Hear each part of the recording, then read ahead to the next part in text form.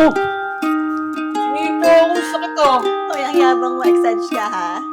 Excited lang kasi talaga ako na lumabas ng baby natin. Han, magiging maluwa na para sa'yo pag pinapunta ko dito si mama at papa. Wala ka nang gagawin kundi alagaan yung sarili mo, okay? Bakit Han? Pumayag na ba sila mama at papa na lumabas kasama natin? Pero tatanong ko pa rin, pero papayag naman yun. Wala naman silang masyadong pinagkakaabalahan doon sa probinsya eh. Sige Han, buti kung ganun. Para may kasama din ako dito sa bahay pag nasa trabaho ka. Pati maselan yung pagbubuntis ko, kaya dapat may kasama talaga ako. Oo naman, Han. Pero ano nga bang oras na? Naku, Han. Maliligo lang ako, ha? Malilit na ako sa trabaho. Ala, sige. Pero huwag kang mag-alala. Tatawagan ko pa rin si mama at papa. Sulit lang, ha? Sige.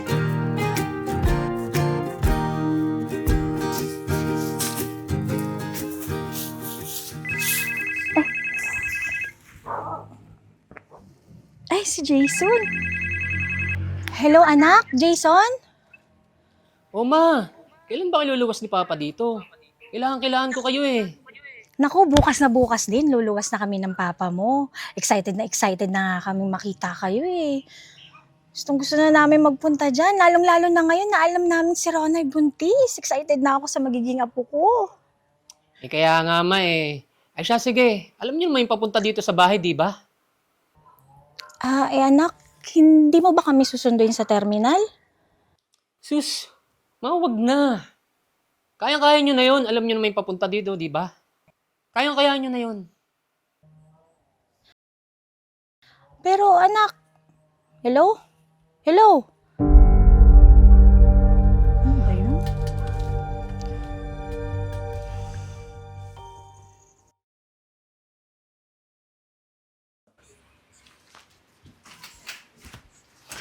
Hoy, ma, pa! Mano po? Pa, Kawa ka. kamusta pong biyahe nyo?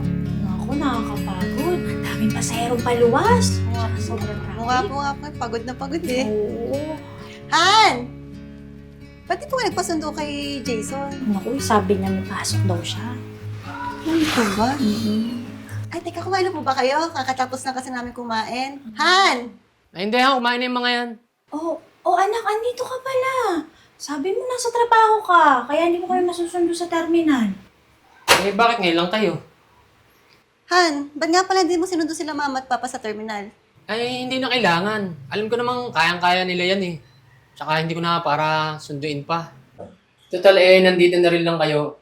Hugasan niyo na yung pinagkainan namin kanina. Ano ka ba, Han? Kakarating lang nila mama. Ako na lang maghuhugas. Hindi, kayang-kaya ni mama yan. Buntis ka.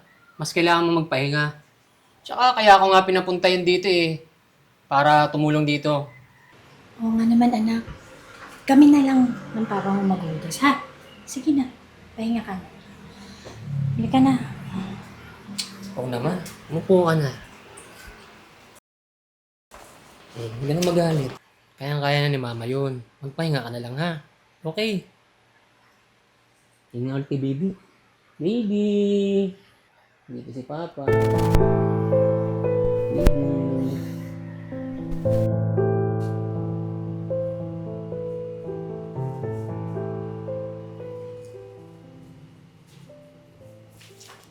Han! Anong ginagawa mo? Bakit ikaw ang naglalaba? Hayaan mo si mamang gumawanan. Han, hayaan mo na.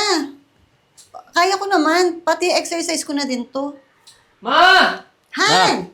Ma! Nak! Nasa labas ang mama mo. Nagwawalis lang. Han, ano ba? Han, hindi. Anong maselan yung pagbubuntis mo, di ba? Kaya ako nga sila pinapunta dito eh. Ma! Ba't niyo naman hinayaan si Rona maglaba? Ako na, pasensya ka na. Nagwawalis kasi ako sa labas. Hindi ka naman alam na naglalaro Eh, na pala si Rasa. Rona. Pasensya na. Ma! Simula ngayon, ayoko nang makikita si Rona ang gumagawa ng mga gawaing bahay. Libre na nga kayo sa tira. Libre kayo sa pagkain. Pwede bang maasahan ko naman kayo pag wala ako? O anak, huwag ka mag-alala. Halika na nga dito.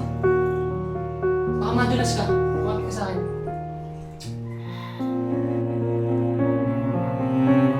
Alam niyo namang masaya ng pagbubuntis nito.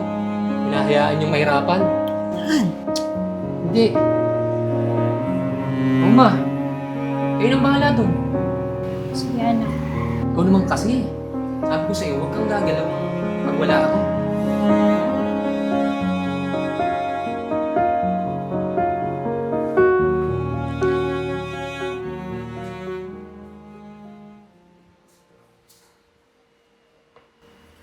Han!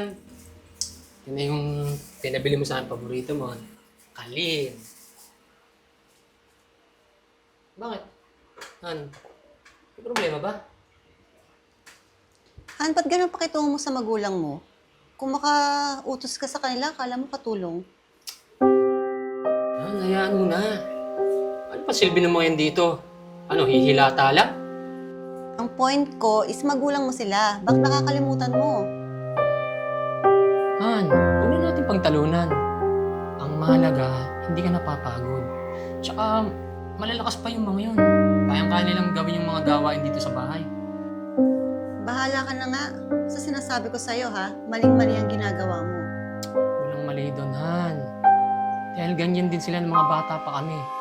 Nakapagtapos nga ako ng pag-aaral na sarili kong sikap eh. Pabaya silang magulang.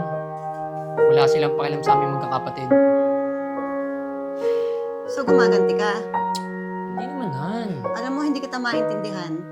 Ayun na ba ugali ng lalaki pinakasalan ko? Han, hindi. Diyan ka na nga. Han! Uminit ang ulo.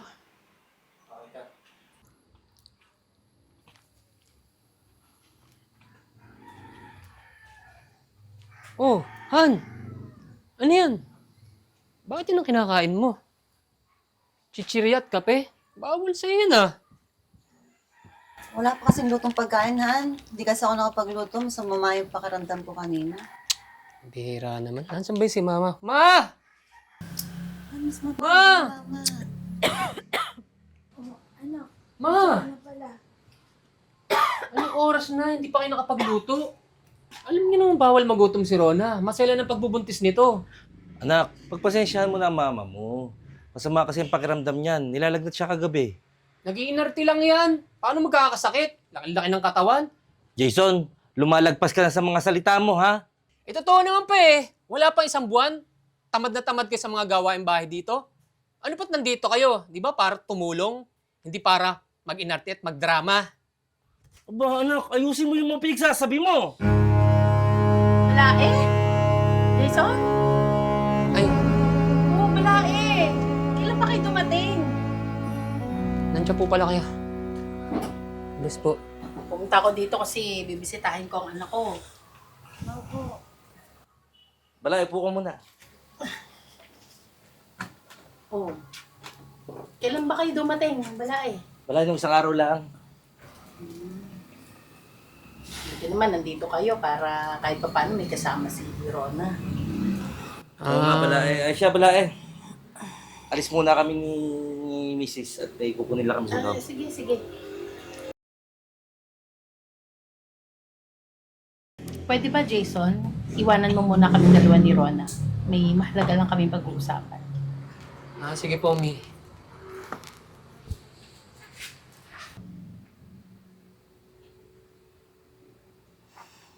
Hindi ko nagustuhan ang nakita ko kanina. Ganun pala kabasto si Jason sa mga magulang niya. Pagpasensyahan niyo na siya, Ma. Pagod lang sa trabaho. Kaya ganun. Parang hindi siya yung nakilala kong Jason noon. Or pwede namang nagkukunwari lang siya noon.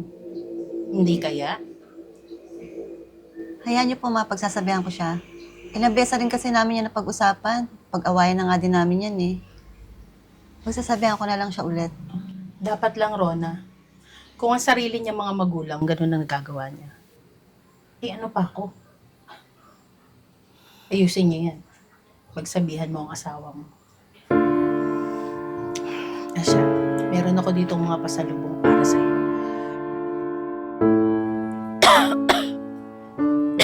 O bala eh. Ay, balain dyan ka pala. Pasok muna ako sa loob, magpawalis lang ako. Sandali lang, upo ka muna dito. Ito naman, ang tagal kaya nating hindi nagkita. Kumusta ka na? Ito bala, ay masama ang pakiramdam ko. Oo nga eh. Ang masama ni ubo mo ah. Oo nga eh. Mare, huwag mong ikakagalit ha. Hindi naman sa nakikialam ako. Kasi nakita ko kanina yung eksena ninyo ng anak mo si Jason. Mare, ang akin lang naman, huwag mong pabayaan na ginaganon ka niya. Kayong dalawa ni pare. Minsan kasi, Mare, hindi ko masisi ang anak ko kung bakit siya naging ganun sa amin. Malaki din naman kasi ang pagkukulang namin sa kanilang magkapatid. Napabayaan ko sila. Nalulung ako sa sugal. Isa pa, dumating din sa punto na nasasaktan ko sila magkapatid. Kaya sobrang pinagsisisihan ko yun.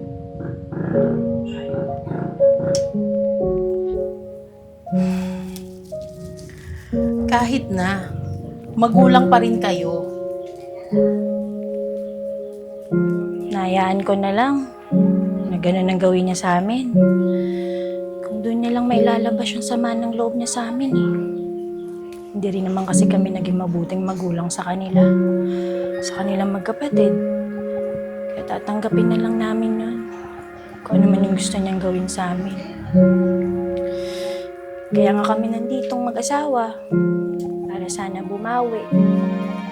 Kaso parang ang tigas-tigas na Jason sa amin. Alam kong magagawa niyo pa ng paraan yan. Mag-usap lang kayo ng maayos. Sigurado ako na magiging okay din ang lahat. Ayoko rin kasing dumating yung panahon na makita ng mga apo natin papaano kayo bastusin ni Jason. Kaya hanggat maaga pa, ayusin niyo yan. Salamat, Sige. Balaya. Magpagaling ka ha. Oo, Balaya. Kasi gabi na babiyahe pa ako. O, lagi ka mag-iingat ha, yung usapan natin. Sige, ingat. Ma! Ma! Pwedeng pakilabawan ito? Naku, anak, pasensya ka na. Nakaraw na kasi masama ang pakiramdam ko. Lalaban ko na lang yan. Pag gumaling na ako, baka bukas naman okay na ako. Nag-iinarte lang kayo. Tamad na tamad kayo. Mas matatambakan kayo pagka ganyan ang ginagawa nyo. Baka mamaya sa asawa ko pa nyo iasa yan. Huwag ka mag-alala, anak. Baka bukas naman maging okay na ako. Lalaban ko kaagad yan. At ma, ulitin ko. Kaya ako kayo pinupunta dito para magkasilbi naman kayo.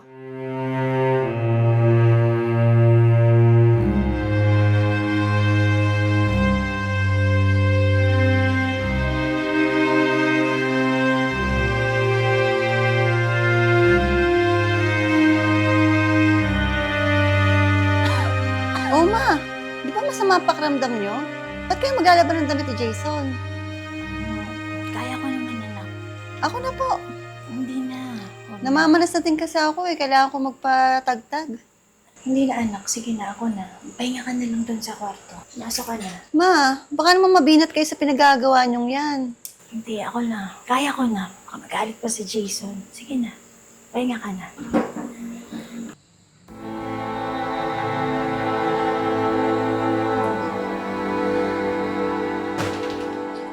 Ma! Ma! Ma! Jay! Sino? Nak, Jason, pwede ba tayo mag-usap ng kahit saglit lang? O, ano yun? Nak, alam ko na malaki ang pagkukulang namin ng mama mo sa'yo. Pero sana naman hindi maging dahilan yun para itrato mo kami na ganito. Nak, matatagal na namin pinagsisihan ng mama mo yun. At sana, mapatawad mo kami. sa pagpapabayaan namin sa'yo.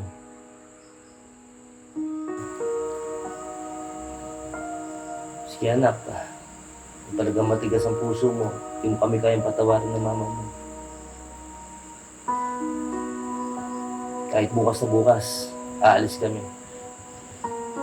Babalik na kami ng probinsya.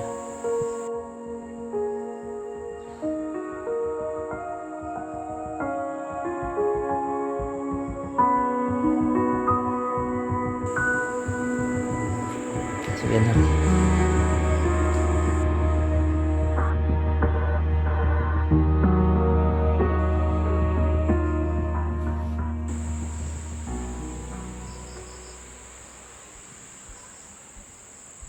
Han! Ba't ka nag-empake? Doon na muna ako sa mama ko.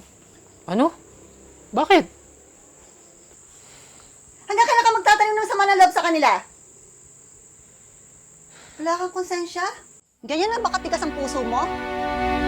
Hindi ka na nakukonsensya sa mga pinagagawa mo sa magulang mo? At ito nga sa tiyan ko. Gusto mo ganyan ka din trato pagtanda mo?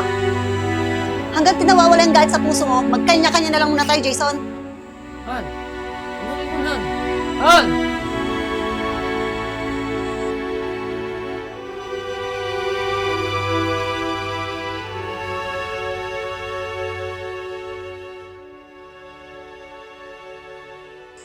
Ma, pa. Hindi naman kailangan umalis eh. Tawaran niyo po ako sa pagtrato ko sa inyo. Masyado lang akong nakulong sa mga nakaraan natin. Masyado kong pinaghugutan yung mga sama ng loob. Yung mga bata pa kami. Yung pagtrato niyo sa amin, magkakapatid. Anak, kami dapat ang humingi ng tawad sa'yo. Kasi bilang magulang, hindi namin nagampanan yung obligasyon namin sa inyong magkakapatid. Napabayaan namin kayo. Kaya nung tumawag ka, para papuntahin kami dito, di kami nagdalawang isip ng papa mo. Kasi gusto namin bumawi. Bumawi sa lahat-lahat, anak. Ma, pa. Tawarin niyo ako. Hindi pa naman huli ang lahat eh. Hindi tayo mag-umpisa ulit. Di ba? Anak, patawad din. Kaya mo't mahaba pang panahon.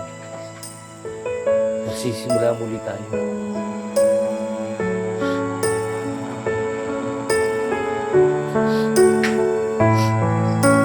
Oh, ibinabalik ko na si Rona sa'yo.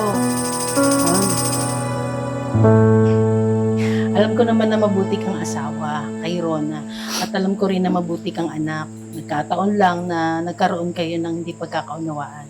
Pero masaya ako kasi okay na kayo, Balae. O Balae, hindi ka na aalis ha. Tama-tama, aayain kita mag-Zumba. Gusto mo ba yon? Oo, balai. Gusto ko yan. Bukas na bukas, mag-Zumba tayo. Ay, Han! oh anak! Ang sakit ang tiyan ko. Pa! Ma! Ang anak na yata si Lalo, Rona. gusto yung apo. Tara, dali natin sa Sigurado mukha ko to, Mare. Tara na! Dali na lang yung mga gamit ng bata. Andiyan na ba? Mamaya, babalikan ko na lang! Teka, yung gamot na Tara na! Tara na! Teka, Dahan lang ha. Oh. Oo, ayun na. Yung sasakyan! Yung susi! Dala ko!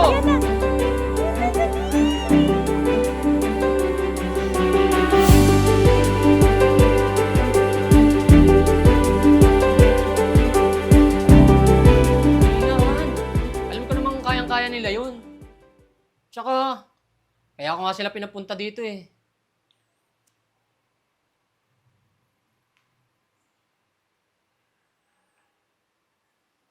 Hugas ng pinggan. Ayun!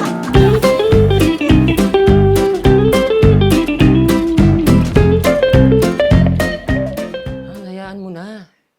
Ano pa silbi ng mga yan dito? Ano, hihilata lang? Ang point ko is magulang mo sila. Baka nakakalimutan mo. Teka, nalimutan ko yung linya ko. Sa araw, nag-aaral siya.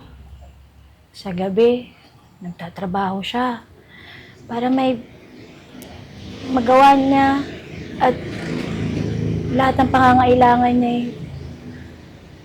Ma,